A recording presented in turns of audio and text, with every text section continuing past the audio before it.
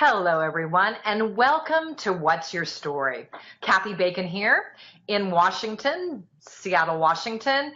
Today I'm house sitting for a friend of mine and her two dogs, and it's so fun to be with animals again. I haven't been around animals for a little while, and as you know, I love to be around animals and to just really be part of their life. And so it's really great that I have the opportunity to do that this weekend.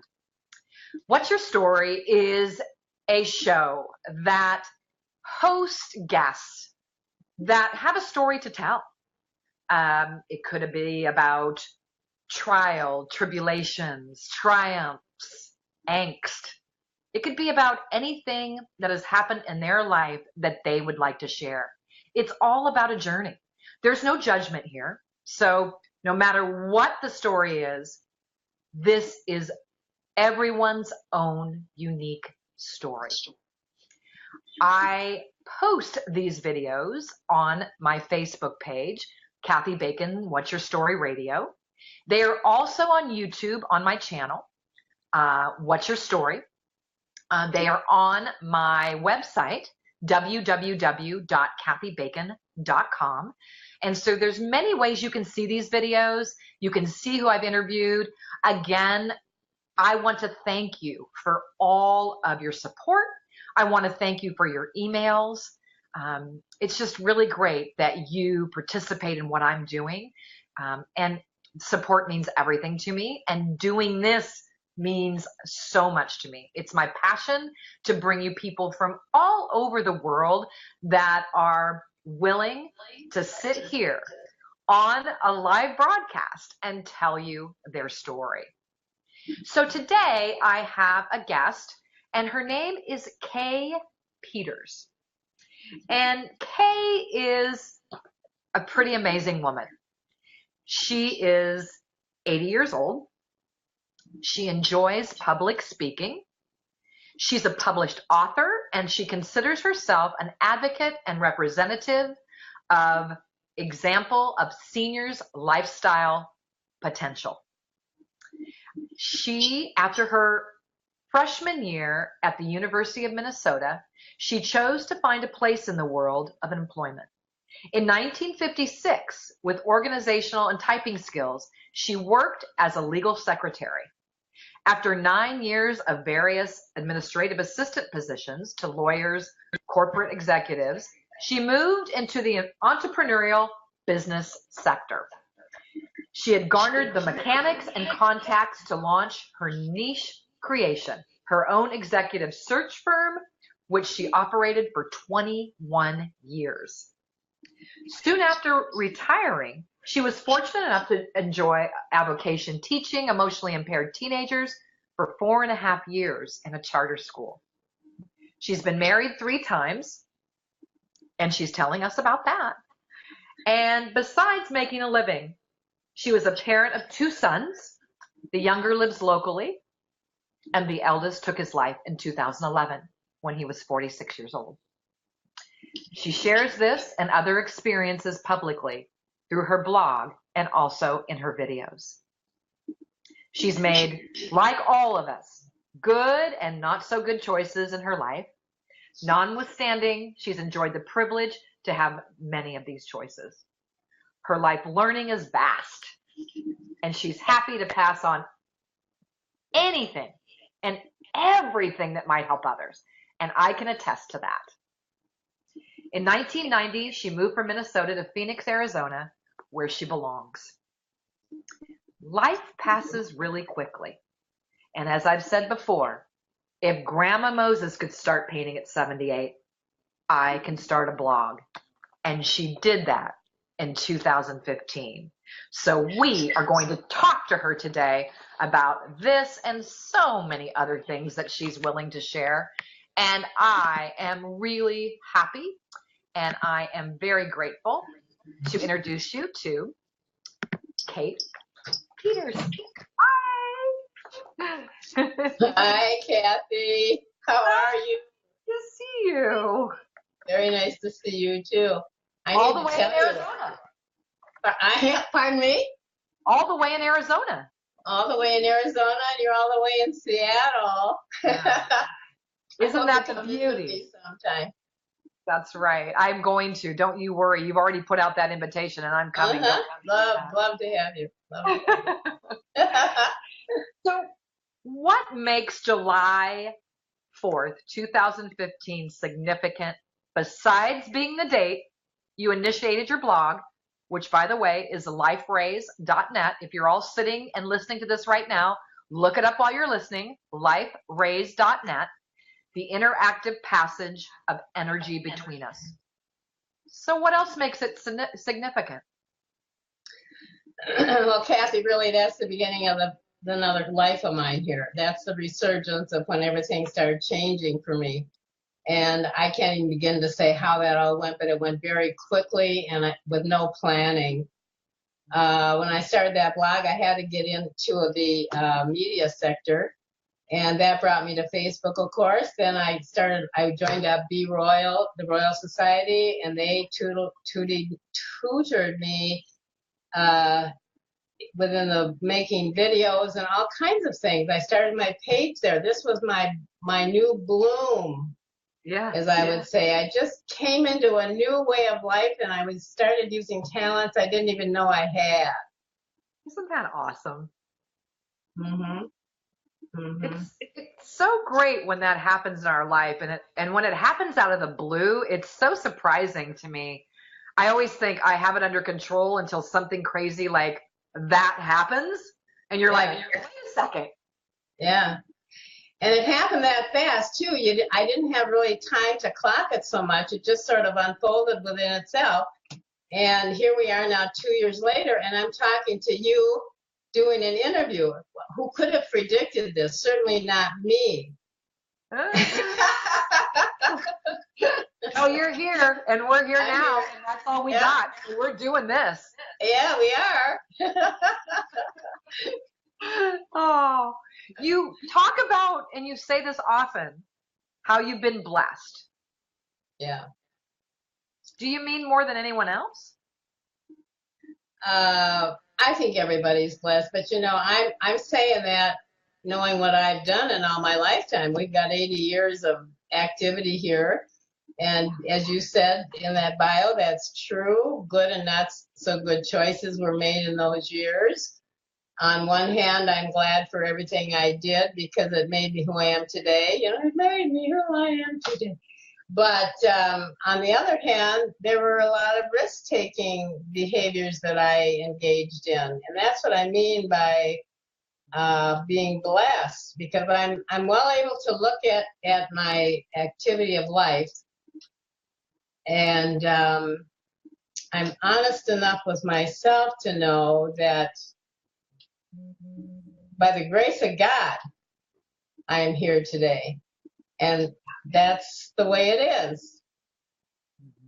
Yeah. And I think that,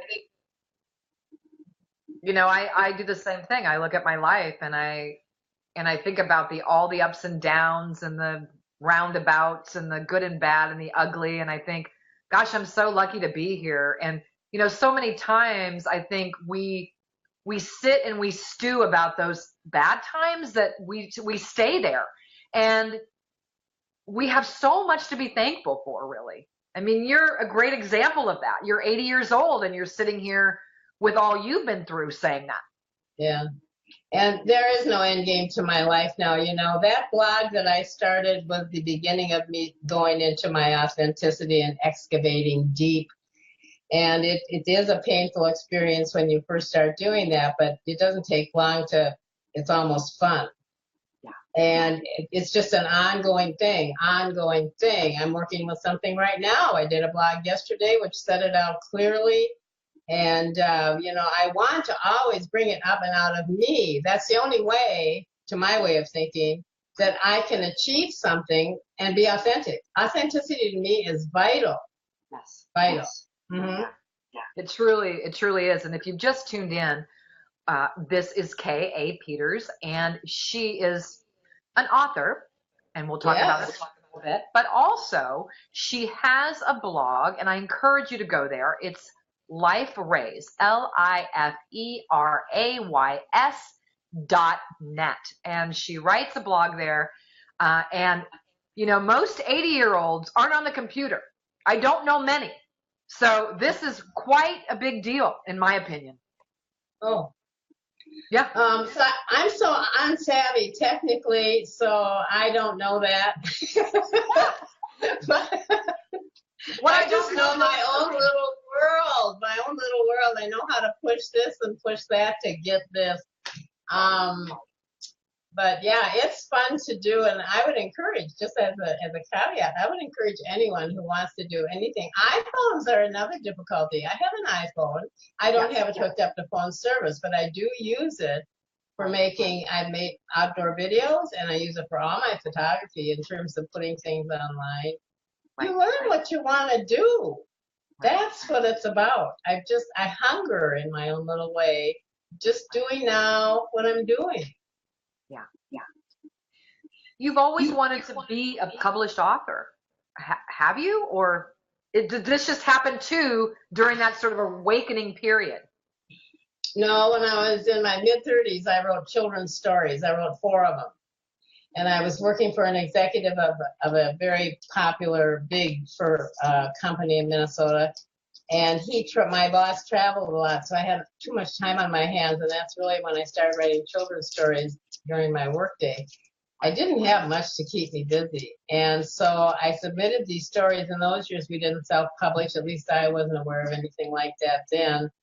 Right. And I submitted them through the traditional publishing route. And none of them were accepted for publication. One of them was reserved for future publication, and I squelched that immediately by writing to them in my cocky, well-known way and said, I write for pleasure, but also for money, too. If you're not going to publish it instantly, send it back to me, which they did. Good. Yeah, good. Oh, good. They sent it right back to me, and I had nothing.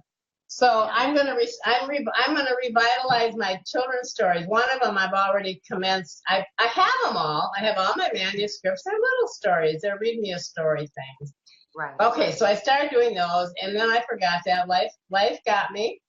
And I was raising kids at this time. They were little, real little. I used to read those very stories to my kids. They were the ones that sort of gave me my affirmation that they were okay for kids. Yeah. But nevertheless, I'm not published. So I always knew I wanted to write. I think that's the thing. And I've always believed I'm a good writer, no matter what other people would say. I've always believed in myself that way. Right. And you wrote a book. I did. The Unbridled Commentary Without Flinch. I love this. From a woman of years in the middle of her life. Yep. So how did that come about? It was very candid. It was certainly not predicted. I actually was planning on going on my little trip to Sedona the day before or the next day, and I sat down at the computer. I do everything pretty much intuited in a funny way. I'm just nudged to do these things, apparently. And I started writing. And the very beginning of that book, I don't happen to have that copy right now because I gave it to my neighbor. She actually has my one printed out copy, which is just printed out paper. It's not a volume of any kind. And she has it because she's from the Netherlands and she's not able to access my book right now. So anyway, if you just start the book up, it just said, I started up, and little did I know I was writing a book that day. And I wrote every day, almost every day I wrote, and I completed it like 2.5 months later. It was just a constant evolutionary process of what was in my heart and in my brain. It was coming right out. I loved writing the book. Loved it. Yeah. Yeah, and I think, too, that happens because I was in Thailand and I had no really plans of writing a book. Someone said, oh, you should write a book about your life. I mean, how you managed to get through it, I don't know, but you should write a book about your life. Well, it never sat right with me, really. I thought, yeah, I could write a book about my life, I guess. But then when I got to Thailand, and I would be on the back of a motorcycle, and I would be out there, and I would be looking out into the horizon, and one day I heard the voice say, you need to write a book about this experience. Like I always do, and I'd heard that voice before. Yeah. And no, I'm not a good writer. I can't write, you know? And I started. And like you said, the book writes itself. Yes, it does. You don't really have a lot to do with it except typing it. Right, right. I think when a person might be doing a fictionalized book, that's a little different. You've got to have a storyline, and you have to have a plot, and you have to have a central piece. But that's different when you're, and it's not even mine is not an autobiography. Mine is a series of essays that just happened. The whole format came out that way. I didn't plan that either. It just sort of evolved. Right. Yeah, it's a real strange dynamic how that goes. Yeah, it is. I think, you hear people that are creative that make music or do art. You hear them say the same thing. Like, I don't even know sometimes where those words come from. I don't know where those strokes of paint come from. They just come. Right. I identify with that. I do. Yeah. And we're all, as much as we don't look at, not everyone looks at themselves as an artist, but we do. We all were given the same gifts. It's just how we use them, right? That's right. That's right. It's what we peak, apparently. I always say we have all these billions of little sparks inside of us, and all we have to do is ignite them. Whatever one you want to ignite, I don't know. No, if we knew everything, we wouldn't be talking here. We'd be gone already. Gosh. Learning every darn day. I think I made headway, and then something happens. It's like that's what life is about. It is. It is. So, and so, how do you define living in the now? Oh, that's my favorite thing to do, which is do nothing. Oh, God.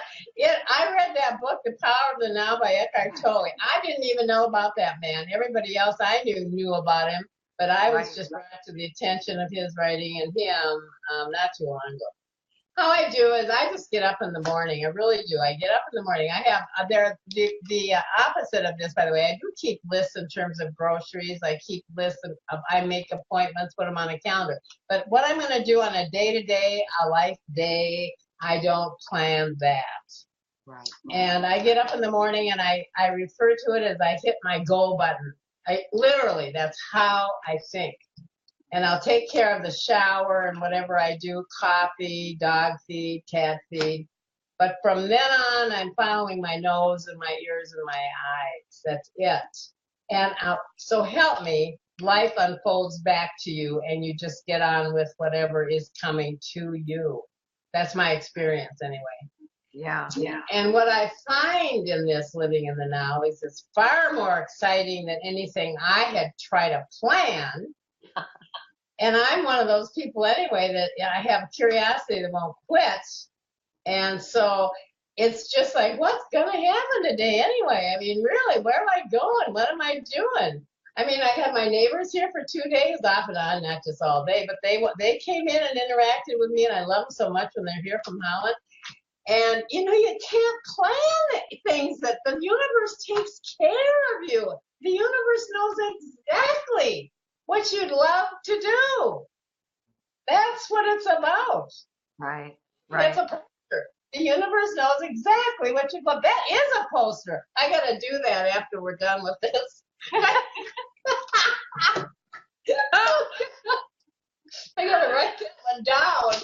You know what you're going to do next after this interview now. No, I know I have to write the poster. But it's really true, it's very true. I think a lot of times, we get so wrapped up in day-to-day activity and the grind. If people are still working, people are taking care of kids, people are doing all these things, that's what they think their life is about. But really, if they were to open it up a bit and keep their eyes open, they would actually know what was next for them instead of contemplating and worrying. And oh my gosh, it snowballs into stress, and it's awful. I've been there before. Oh, we all have been there before. And, just because I say I live in the now, if a person thinks you operate on 3 feet above the ground, no, sir, we're always, like I said this morning, I do a live show on Friday mornings, Kathy, and I just set up this morning on the show that you just never know what's coming up, you know, and you always have to kind of play catch up. You've never arrived. You never arrive. You're always kind of, but, you know, let it happen. That's my point. Let it happen. There's something about that. Yeah. Tell us where people can watch those videos, Kaye. Oh, I have a page. It's called Just Saying, Kaye Peters. It's a Facebook page, and you just go on there, and I do videos there. I do videos for that page more, but lately, since I've started this Just Saying Live, I do Friday morning, 7 o'clock Pacific Standard Time live shows, so to speak. And so I did one this morning. We had a really bad internet connection, and I didn't go my usual hour. I mean, I don't care if people are there or not. I do what I have to do. There's something inside me that I think I have to say. And I know when I'm done. I do know that. And it's not so prophetic. It's not that kind of thing. I just sort of sit there. I like doing it. I know that much. I love doing it. And that's why you do it. Yeah, I do. And I love to have people come in. I love to interact with them. I certainly do. But, you know, I have I can't remember the most people I've ever had. 10, I think. Right. 4 or 5, usually. I don't know. I don't go in for the numbers. I go in for what I'm going in for. You know what I mean? Mm-hmm. Yeah. Yeah. It just makes it so nice now with technology that if anyone can talk about, they can go on, and if they can share, they can talk about things, they can, you know, give a piece of themselves, and, you know, people find those videos, you know, you never know. And this is the part that I know wholeheartedly, that you never know who needs to hear that message that day. Exactly. That's a given. And this morning I was late. I lost total track of time.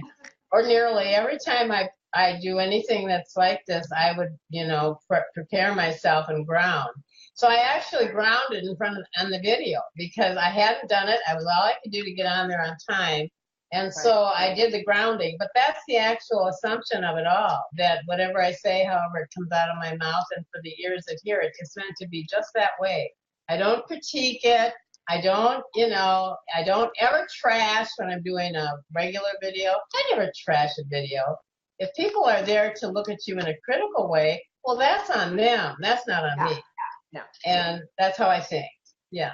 Yeah, that's awesome. So you have your regular page, and then you have Just Saying Kaye Peters as well. So I will post that. I think I'm posting that on my website under your bio, that people can just click and go there. So make sure that if you want to know or want to hear Kaye talk on a Friday morning at 7 a.m., if you're up and about, she's got something to say every time. Because I've looked at a few of those, and you're never at a loss for words. That's for darn sure. Hopefully, you know, if the day comes that it becomes an ego-based thing, or if I really think I'm there as an entertainment, then I'm done. And I know that. I'm really conscious of runaway ego, especially now with the book publishing. I'm working very hard with that personally. I've been explaining this publicly. Yeah, I don't want to get swept up in it. After all, you know, I view life as a series of events, no more, no less. And so when I think along those lines, and then I pull in the fact that I just published this book, my ego went a little kittywampus there, because you have access to what are your rankings, what are the reviews like, how many did you get, why haven't you got more, how come nobody's saying they bought it? I mean, you can go on, the ego can go on and on and on and be destructive. Right. So I've been working with this, and this is just another series, another event in my life. It's no different like when I redid my backyard a couple of months ago. It's no different. I'm the same person.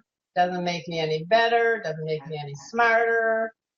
You know, I'm getting there. I'm integrating this really well. By the time you and I talk personally, maybe, I will have gotten better. Right. Yeah. Well, Carol Jackson, she came on to the interview and left you a bunch of hearts. Oh, great for her. Hi, Kara. That's wonderful. Yes, Kara and I have just connected, so I'm looking forward to getting to know her. So thank you for coming on and supporting Kaye. Really, I mean, it's great that I know sometimes on a Friday morning people don't watch during the live interview, but once it's posted, they watch because that's the beauty too of this too. Like if somebody misses your video or somebody misses, what's your story, they can always go back and watch it. Of I course. love that. And that's another reason why you don't let your ego get in there, because people have a life. Their life is a you, number one. It never has been and it never will be. We're only the number one. And Yes. even that's out of place usually from the ego. Oh, it's so funny. I mean, I'm not the greatest thing since sliced bread. Well, you call yourself a hip shooter. Yeah. What exactly do you mean by that? Oh, it's a reactionary response kind of person, and a coupled with a risk taker. I will do just most anything as long as I don't put myself in harm's way, and as long as I'm not being led down a path. I lead myself. I've always led myself. And the few times that I've relied on anyone else was a bad experience, and I learned those lessons early on. Very rarely will I put myself in someone else's hands. Of course, doctors are the excluded ones there. I trust when I have to do that, I trust what they do with me. But hip shooting is, I bought many houses. This isn't bragging about the ability to buy houses. It's like I can walk into a house and say, I want this house. Right. And then buy it. And I did that with my last house, which was here in Phoenix. It was a block away from my other house. And my girlfriend at the time was the realtor there. And she said, Kaye, that favorite floor plan of yours is up for sale right down the street. And you can get the house cheap because it needs some work.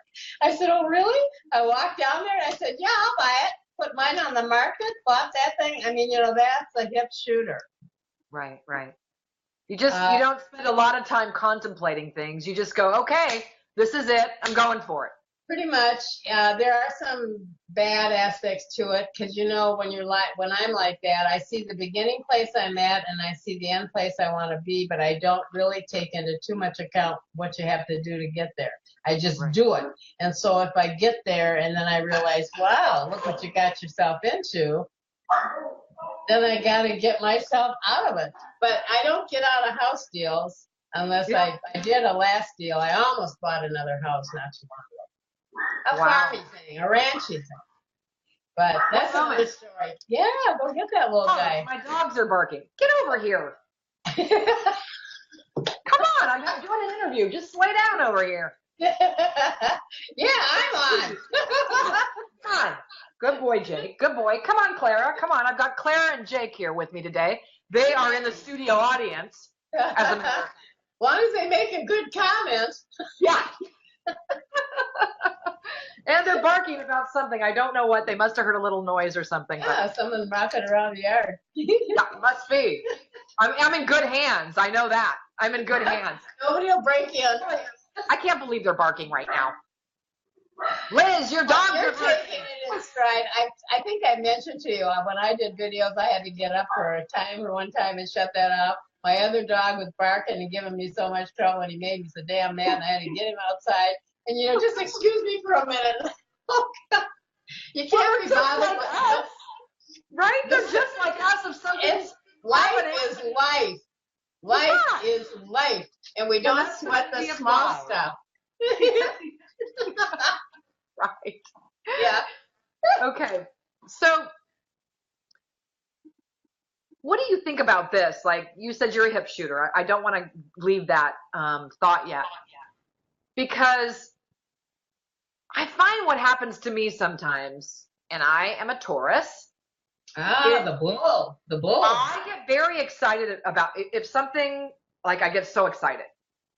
I get so excited to the point where I probably venture right into it, and I don't even think about anything else. And so my husband, who is an engineer, he's trying to pull my legs down from the cloud. Right. Yeah. They're a whole different ballgame. Yeah. And so, I don't know. I guess I just always believe that it's going to work out. I just always do. I don't even think about whether it's gonna. I was married 3 times, you understand. I do know one thing. I know one thing. Between the time I was married, the last one was 1978, right? Right. The word commitment.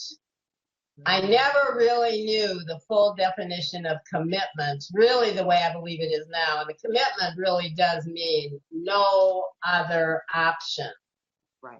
Right. I believe that today rigidly. But if I would have believed it that rigidly then, I never would have married probably any of those husbands. The youngest one was my teenage love, so that maybe is excluded. I love that marriage. It was me that was the wreck. Yeah. I did him a service to leave him. He was a wonderful person, a wonderful person.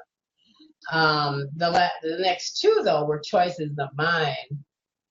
And when you make choices like that and they really didn't work out, you go to where were you coming from when you decided, where you found that attractive to you, whatever goes on with that particular thinking process. But we do, I mean, the thing about it is too, is like, I used to hear the word failure when I was young. Oh, I don't think about that anymore. I have no word of failure in me at all. No. I learned an extreme amount every single time. So it could never really be a failure in my eyes. It could only be a learning experience. I say my 3 marriages, if I say the 3 of them, they were bad choices. That has nothing to do with success or failure. It has to do with how I was looking at things and what choices I made. Right. And I was reminded of that by a counselor, by the way, and it wasn't a professional counselor that I went to. It was a girlfriend of mine years ago who was a counselor, and we were having a talk about that. And she said she's the one that separated that thinking out for me. There's no such thing as failure. It's try and try again.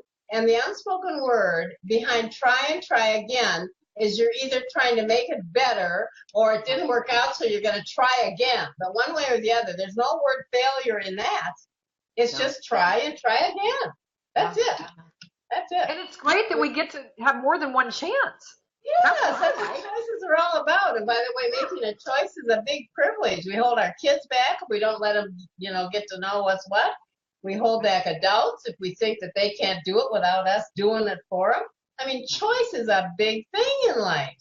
I'm on the bandwagon. I can feel it. I'm on it.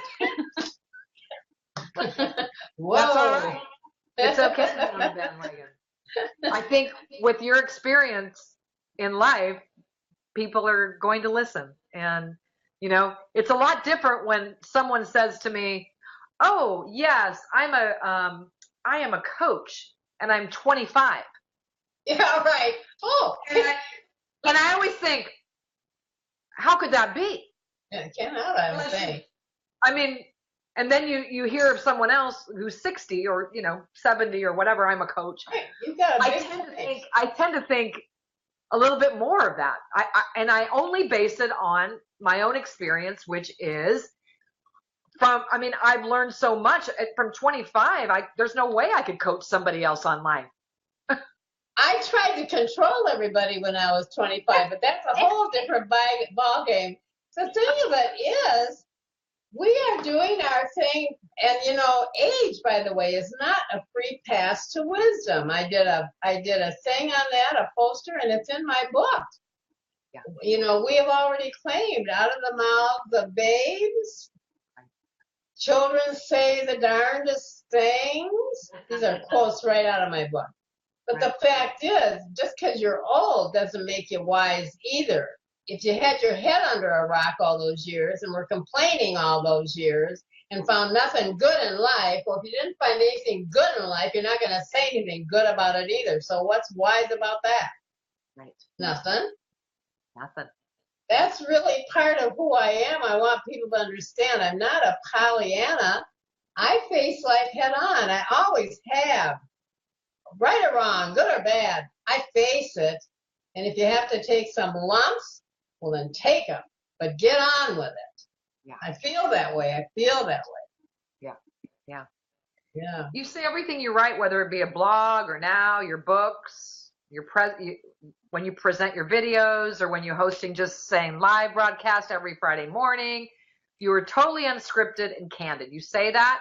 You rely on your intuitive guidance. Tell us about that. Tell us about what you feel right now. Listen to me, Kathy. You're experiencing it right now. I sent you the 10 questions that you might want to use as background information for our discussions. I have not looked at those questions since. They're in this file right here called my marketing file.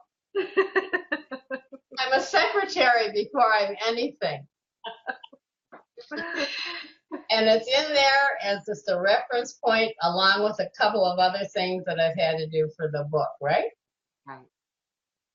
That's my point. Everything you've heard thus far between us is that faith that the universe steers me well. I trust it implicitly. And that's why every word out of my mouth is exactly what that is.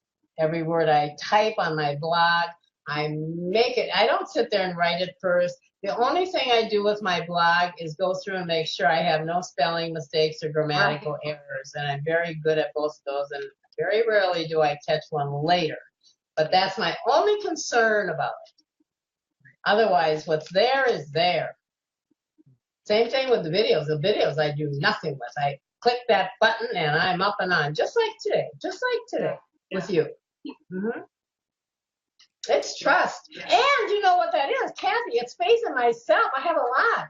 I have a problem with self-worth. So people can understand there's a difference. There's self-confidence. I have loads of self-confidence. Just loads. In many areas of my life. Not in every area. I'm not good at everything. Right. And then I have these self-worth areas, and I want to keep a problem area, and so I like to keep that up because, I like to keep a balance. If we give ourselves the pluses on the plus side, we got to give the balance to the not so good, but you got to make it even. You can't weight it down. Right. You know what I'm trying to say, right? I do. Yeah. Like, I feel totally privileged that I'm with you today. I really do. I love the idea in order to get here, and I really have, from the minute we instigated this, just in the luck of the Irish, if you will, that you had a cancellation to do it today, I just felt that universe was doing that. The whole thing was just too in sync. It was totally synchronistic. Exactly. And then I think I've made a friend in you. That's the other thing. It's not just a professional interview. I mean, it's clear. I like you. That's the tickle. I like you too, Kaye. That's the tickle. And you're right. I mean, the thing about it is that, you inquired a couple of weeks ago and I didn't have anything available. I thought I told you, but I guess I probably didn't. And then you questioned me again about it. And it just so happened that very morning someone had to cancel. I know. And you stepped right into the interview. So it just, and I really, what I was thinking, because when people cancel at times, I don't go and look for people. I have a list, and it just depends how I feel that week. I mean, if I don't want to do two people, or if I don't feel like looking for somebody, then I just really don't. And for some reason, I in my mind was told, you ask Kaye. It's wonderful. It all worked out. It just worked out. And that's the way this living in the now is, too. That's part of that. If people could, I think everyone ought to read that book, The Power of Now. It's a great book. He's written other things I know, but I just care about that one. I'm not a real avid reader. Right. I get the lesson, I'll just go. Well, and that's, I have a copy of your book, which is so great to have a copy. And I started to read it and then I got busy, but I like how you set it up. Like you have an idea at the top and then you talk about it. Yeah. And it's an easy read, like you said. Yeah. It's very, very easy to read. And I encourage all of you to go onto Amazon and have a look at it and, just just it's there. Free. It's free. Yes. Yeah. Yeah. It's a free book. And Yeah. you know, And it's short read. and it makes a lot of sense. I mean, your ideas there and then your thoughts about it. And Yeah. I don't know, it's just a very easy read and I am going to read it. I said I was going to read it before the interview and things got a little crazy, but I am going to read it because I really, no, I admire you and I admire the way that you speak about things and I admire the way that you live your life. It is a good life. It is a good life. So, I mean, I don't know a lot of people your age that are living this authentic of a life. I mean, I know people your age that they don't feel good or they hurt here or they hurt there or it takes them everything they have to get to the senior center for lunch. I mean, so there's something to be said, Kay, of how you live your life and how you think and how you create your surroundings. I know, and I am blessed in the sense of I do have good health, and I am grateful for that part. I mean, my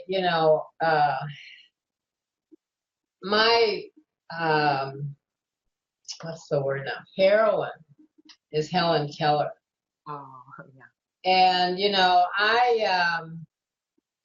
when I start getting in touch with what she had to go through, and then I think of the minuscule odds that I've had in my lifetime and what I haven't achieved. Again, that's in my book too. It's just sort of coming out of me now. Maybe nobody has to buy the book. Just keep listening to me and I'll give it to you.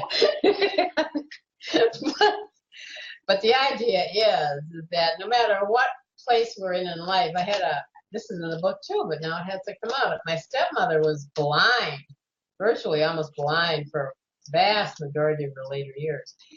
She had macular degeneration. But I'll tell you something, the woman loved to dress nice, and so she'd take her niece out to help her go shopping. She could hardly see what she was wearing, but she knew the store that she loved the clothing at, and she went there. And so she dressed really nice all the time, and she always looked nice.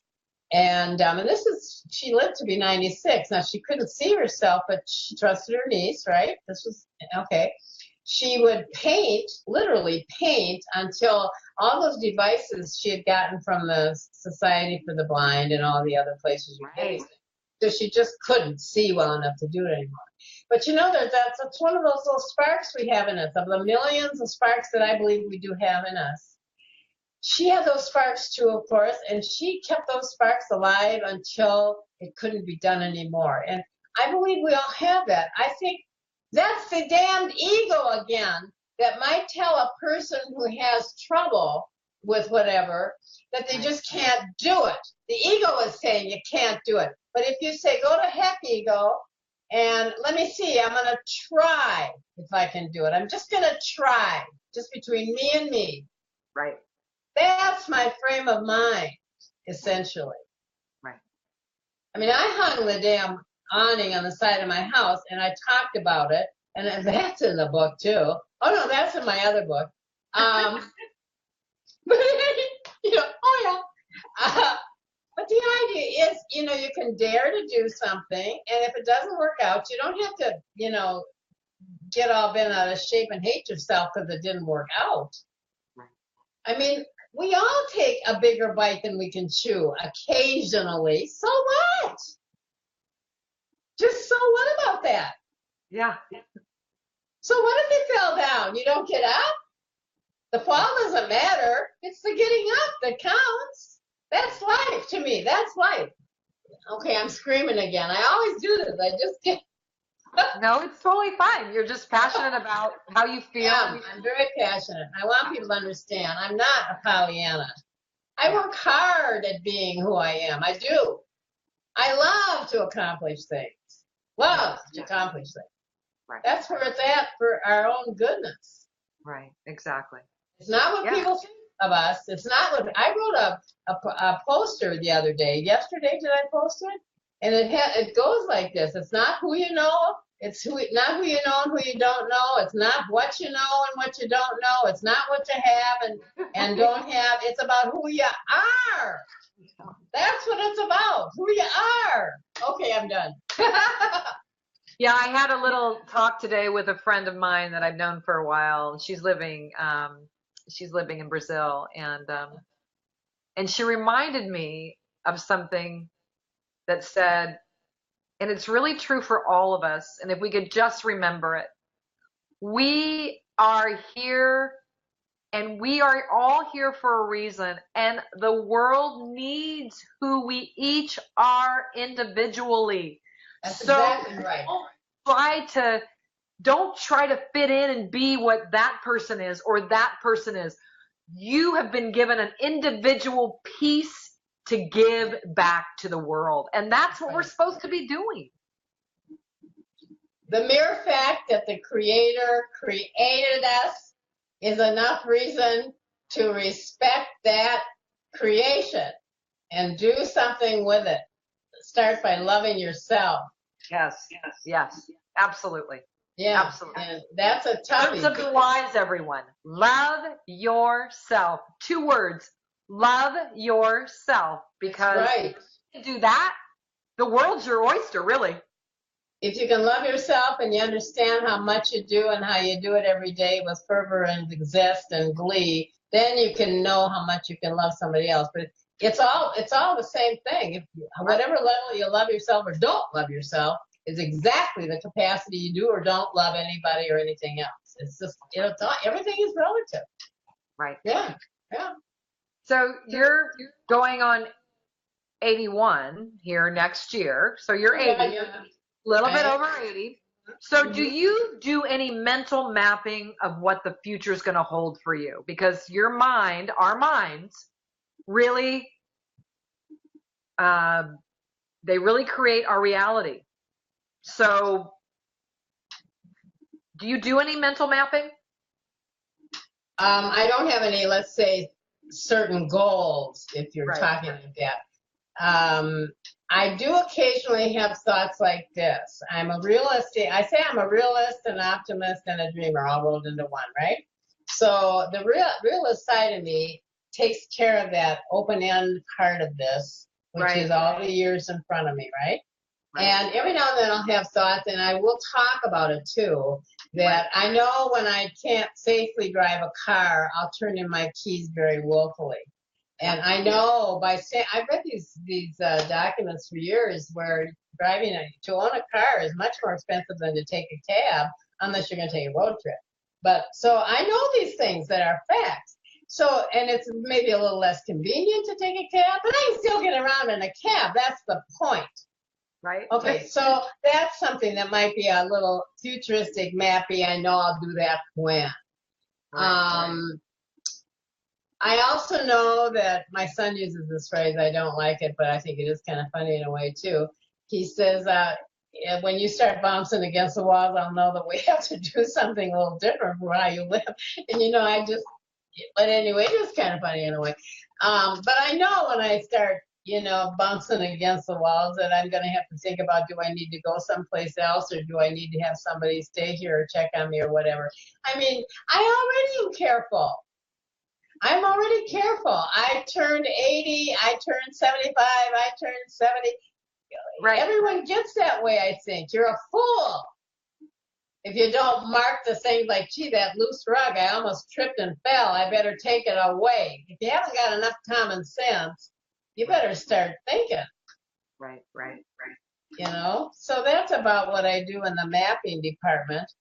Yeah. Just really thinking, I think too is, and again, you don't want to look too far in the future because then we get, then we can stress ourselves out over the future and looking too far. I have to tell you one thing. There's one thing. Okay. Every New Year's Eve, this will answer this question. Every New Year's Eve is very solemn for me. It has been all my life, really all my life. I don't think I've celebrated New Year's Eve 3 times in my whole life, no matter who I dated, no matter who I was married to. That is not my game. Right. But what I have done in the past, it's called they probably hear me yelling and they're getting nervous. It's like I re-encounter my past. It's something like that. And I sit there and I used to go back 10 years and I go forward 10 years. Of course, then I went, as I got older, I'd go back 5 years and forward 5 years. Nothing was carved in stone. It was kind of like, how did I do and what do I think I want to do? They weren't, like I say, it was pretty easy going. it was like 2 years ago, maybe 3, I don't know, where that New Year's Eve came and I actually had a stunned stop and I said, oh my God, what are you doing? You can't look in front of your nose anymore. You're that old. And all of a sudden I had like a trauma attack and my life just went out of me. It was like I had been punched in the stomach because I do a lot of dreaming. That's that good side of me. That's that optimism. That's that wonderful half full glass, the rainbows and blue. All that's mine. I always have had that. And so I had that stop. And then I suddenly came to my senses. This all happened just quick. And I came to my senses and I said, you've never known when you were going to die. Hell, you can die when you're a month old, 5 years old, 100 years old. You just don't know that. So stop that kind of thinking. It doesn't fit the picture. Right. So I live life for the moment, for the now. I don't do bucket lists. I've never done a bucket list. I've done everything, Kathy, that I wanted to do. I think it's my voice. I wouldn't doubt that a bit. Not to take credit for that, but animals don't like people that get excited. No, I don't think it has anything to do with you. They're running around the house barking. I don't know why, but to the front of the house. It's not bothering me. It's not doing much. It's not really doing much. It's not bothering me, but I can hear it really loud. White noise. Hey, get a camera. Hey. I guess I'm just not used to having animals when I do a radio show. And if I do, now see, Clara's all nervous, and now she wants to jump up on my lap and be part of the audience. Bring her up there if it'll help. I know. I don't know. Come here, Clara. I don't know what's wrong with them. Gosh, Kaye.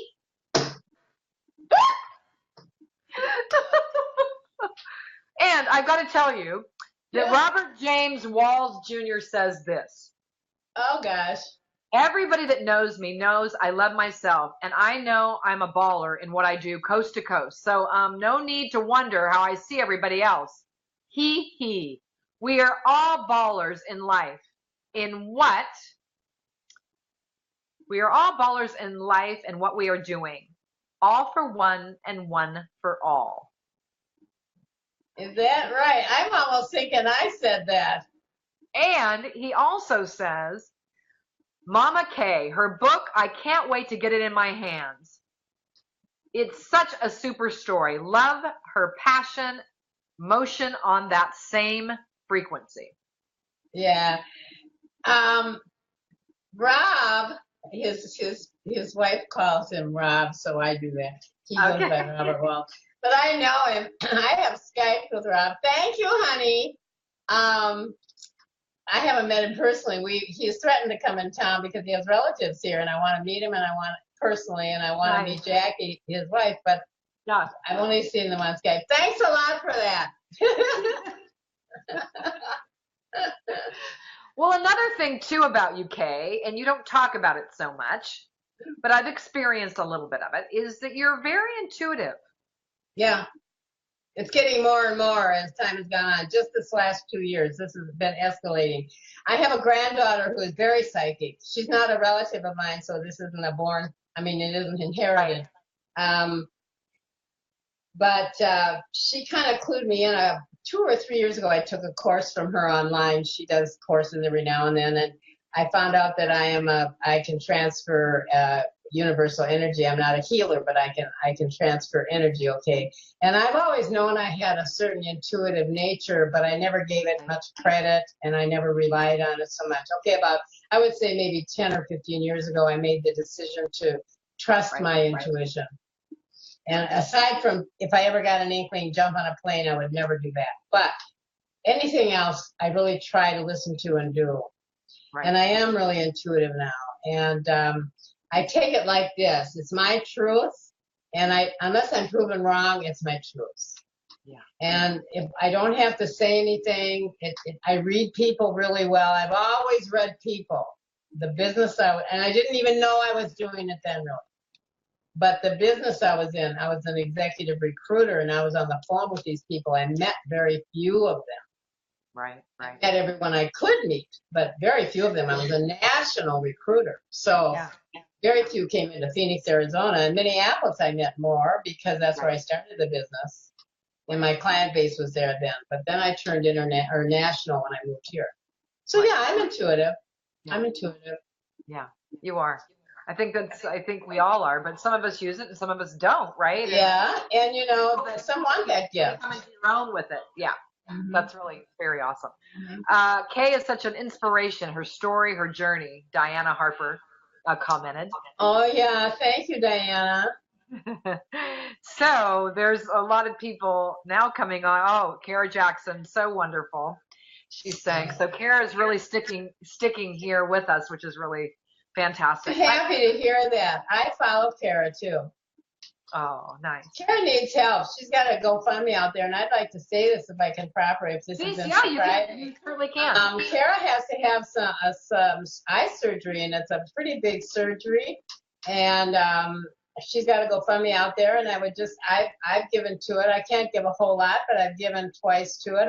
And brought it back up. She needs help, you know, and a lot of people are doing these GoFundMes, you know, for I don't know what, but I believe in it fully for people that have tragedy or something that has come up in their life that affects their way of life and the way of doing life. I mean, if they have to have this done, God forbid I'd have to have something like that and couldn't do it without help. I think that's what we're here for, to help people. Well, gives in people the biggest way we can do it. I think it always gives people an opportunity. It's not, you know, if you have an extra $5 and you want to see Kara's eyesight be better, and you don't even know Kara, right? I haven't met her personally. No, I've spoken to her on the chat and I've discussed things with her. But you know, she has a detached retina or something. And I had a friend years ago whose husband had both of his eyes redone for that, and that's a very big surgery. Yeah, and it really is an important thing. And we're sending love and light to Kara, aren't we? I send it all the time, yes. And I just love that she's here on the interview. I just love it that she's watching. She's here. So thanks for being here, Kara. Yeah. And we're getting close to the end of our interview. Oh, I just have one more question. Who knew? I know. It's so much fun. That's what everyone says. An hour goes by so fast. But if you had one piece of wisdom to pass on for, say, posterity, what would that be, Kaye? I know what that would be, and it would be much more serious and mindful about your life and what you're doing with it. And I attributed a guy who's dead now, my former boss, that very boss I wrote children's stories with. He came in one time from his trip, and he said, Kaye, at one time, he said, Kaye, I don't think you take your life seriously. And I didn't know what he meant by that. 30 years I thought about that. And that's in my book. And it's only been in the last 2 years that I've gotten in touch with that. And I'm making up for lost time. And I'm not chiding anybody. I'm just saying our lives are important. And we don't have time for what other people think about us. Nope. And we don't have time really for what we think about other people either, other than if we can do something helpful for them, then do it. Otherwise, just give them love and light. But we have time about what we're doing with ourselves. I mean, you know, that's the thing I would put out there. Well, thank you for that. Yeah. Because it's true, you know, if we don't love, care, take care, mind, body, spirit of ourselves, we can't even help or begin to talk to anybody else about those vital things in each person's life. And what are you doing with your life? I'm not trying to say I'm not trying to make a comparison here, but we have lots we can do. I don't mean even for others. I mean with our own life. We have gifts. Right. We have gifts. We're supposed to be using our gifts and do whatever we do. Yeah. Exactly. And not complain about what we're not doing. People that complain, you know, they're just saying things aren't good enough. Well, make them better then. Yeah. I'm done. You're so funny. Oh, you're not done, because there's a place for you. Believe me. We'll talk about that. You're not ever going to be done. No. Yeah, well, that's a good thing. That's a good thing. So again, tell us every possible way when someone watches this video, how they can contact you. How do you feel about people contacting you because maybe they need a little help intuitively. Do you do that? I'm really not we don't go there much because I'm not a psychic. I don't claim to be a psychic. I am just intuitive. I like people, if people need to talk to me about their frame of mind, if they want to talk to me about how do I really get up and start every morning, if they want to talk to me about why I'm so happy in spite of my son killing himself, for God's sake, it didn't ruin my whole day. Hear that. My son did kill himself. But that did not ruin my whole day. And why was that? It was because I had other things I had to do. And one was do some banking for my other son that very day. So that's how I can think that way. This isn't a cold heart talking. It's a person of purpose. Stop taking things in so seriously and poor me and victimy and all that stuff I'm talking of. But life has a purpose. We have just more than one thing to do every day. That is a good thing. Okay, I'm done. Well, it's been a pleasure, I have to say. I mean, I've had so much fun with you, and I'm just grateful that our paths crossed. I know it's for a reason. Me too. It's a really wonderful thing for me to be able to interview you, and I would love you to come back on and talk. I mean, lots of parents lose their kids, and it's not always easy. I'm happy to talk about that. I saw my son on the wall after he was dead.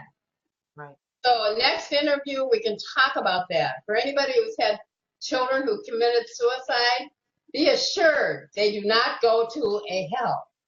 Right. Right. They are alive and well and pain-free. Amen. And so it is. Amen. That's right. So I want to thank everyone for joining us today. You all have left so many beautiful notes under the video. I so appreciate that, and it's good to get to know you.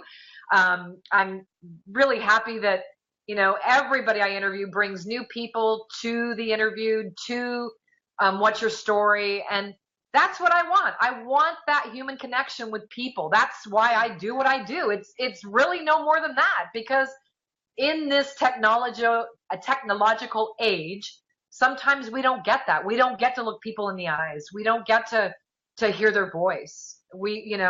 So this is why I do it. I just really want you to connect with the people I interview in some way. They might have something that you need to hear.